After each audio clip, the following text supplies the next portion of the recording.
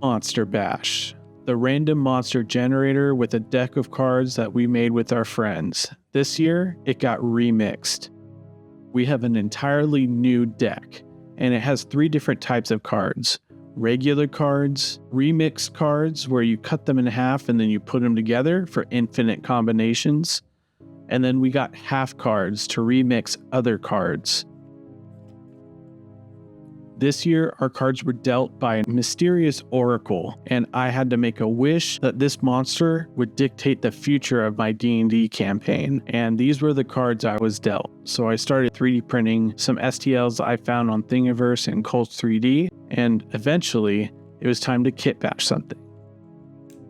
Oh man. This card is like a wing and an arm, and so I'm kind of expanding upon that idea, making this like the cocoon that's keeping it together. And these 3D prints, I'm not exactly sure how I'm going to use them. I'm going to use them just like the cards, use them as puzzle pieces to the end result. I know for a fact that I want this guy bursting out of the coffin like it's this chrysalis that he's been kind of reborn in. In Elden Ring, there's an end boss called Mikola, and the only thing you see is his hand that's coming out of a cocoon. So I was going to start with that idea. My favorite part about Monster Bash is it gives me enough confidence to get started making something, and then I can kind of stumble my way through the process as I go through. There's no linear path. I decided to reorganize my office during the biggest collab of the year. Why do I do this to myself? This is foam sealant, and this is going to be our gap filler. It's an expanding foam, so when you spray it into something, it kind of just does whatever it wants. So when you use this, it's a bit of a gamble.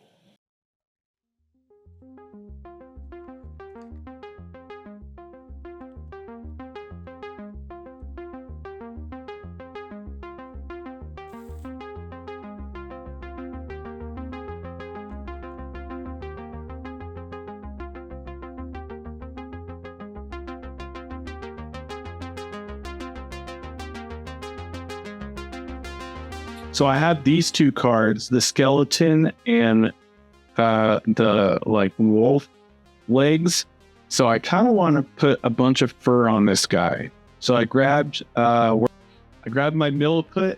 I also grabbed some dental tools, and I'm going to try these out. I decided I wanted to be a little bit more literal with this card.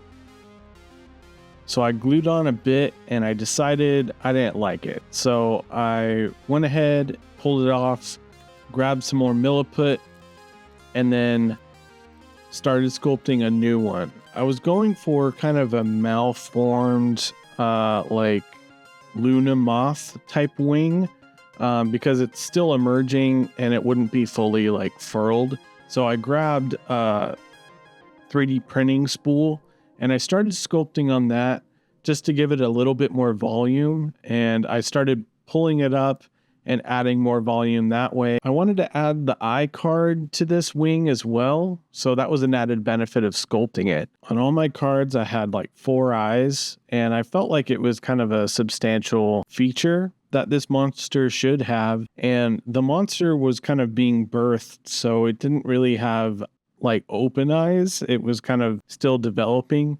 So it kind of made sense to incorporate it this way.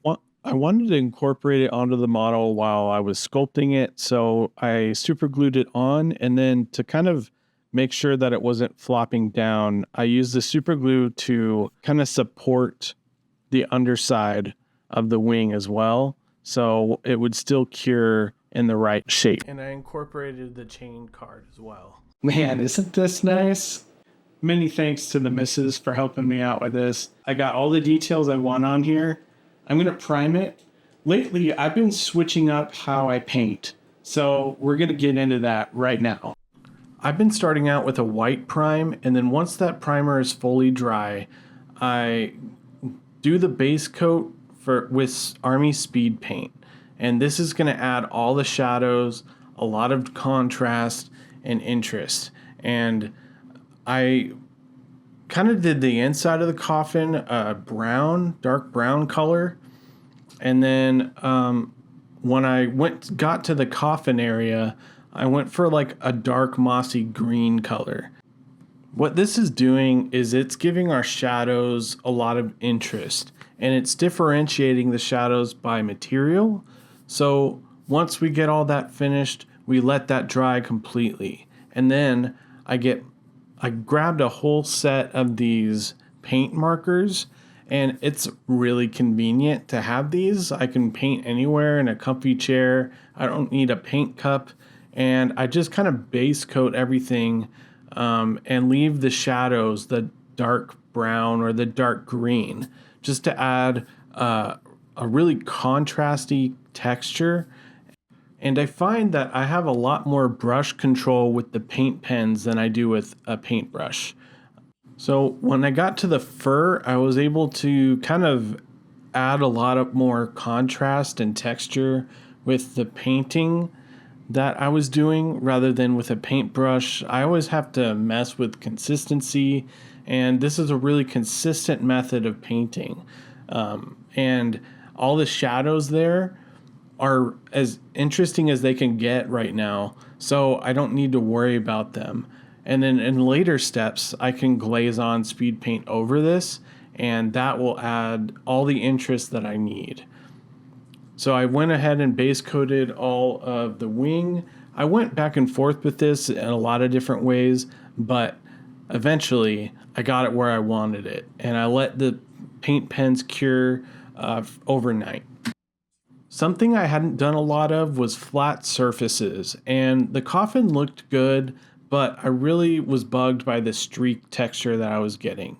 I think it could have worked, but I decided to change it up by adding my own texture with some foam and stippling. And this definitely added a bunch of texture and consistencies that a lot of the other materials didn't have, and I think it worked out really great. I went ahead and added a little bit more detail in some of the other spots before glazing in some army speed paint. And this is where the magic really happens. You can really feather in a lot of the textures, and if you go in a little heavy, as long as you're fast, you can wipe it away pretty quickly. I went ahead and reinforced all the shadows, and before I knew it, it was looking like I knew what I was doing. I've been really impressed with how this is looking lately. I think it turned out really great. Let me know what you think in the comments. I'm about to go trick-or-treating with the kids. Like I said at the beginning, I'm going to be incorporating this into my D&D campaign. I have a couple ideas on how I'm going to do that, but I'm not going to bore you with them exactly. And I don't know what stones my players are going to turn over eventually. So, yeah, I think it's going to be really fun. A local company I ran into at a coffee shop wanted to help support me and my YouTube channel and help me get to Adepticon. A D&D company called Scented Realms. They make these cartridges that go into a thing called a scent engine, and it basically blows air through this cartridge and gives you the atmosphere for your D&D games. That way, while you're DMing, you don't have to describe it. Like, your characters can feel it, they can live it, and it's a really cool product. So if you'd like to support companies who like to support artists, feel free to go check them out. Check out their website in the description. All right. Thanks again so much. Happy Halloween, or lack thereof, because I was late. But I hope you have a good one.